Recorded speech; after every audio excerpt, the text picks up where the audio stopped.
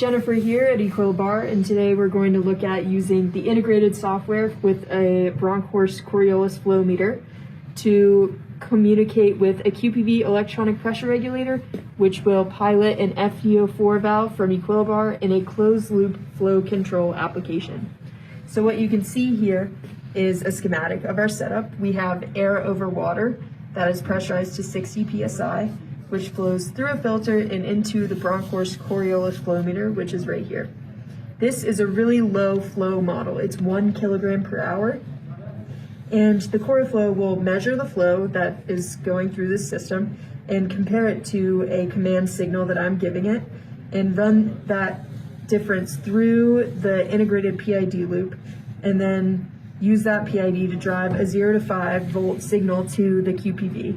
The QPV then translates that to a pressure and pilots this Equilibar FDO4, and the water then empties into a bucket. The good thing about this Bronkhorst Coriolis flow meter is it can take set points from pretty much any source. In this case, I'm using a laptop with the free software flow plot that comes with the Bronkhorst flow meter.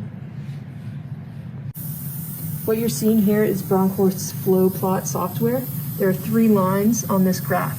The red one is the set point, the green is the actual measured flow coming directly from the flow meter, and the yellow is the valve drive signal communicating with the QPV.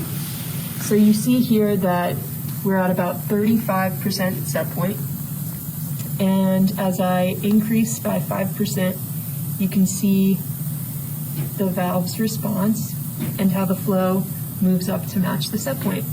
And you can do this in small intervals, like this 5% increase I'm doing here, or in decreasing intervals, up and down 5%, or in larger jumps, like here from 40 to 50%.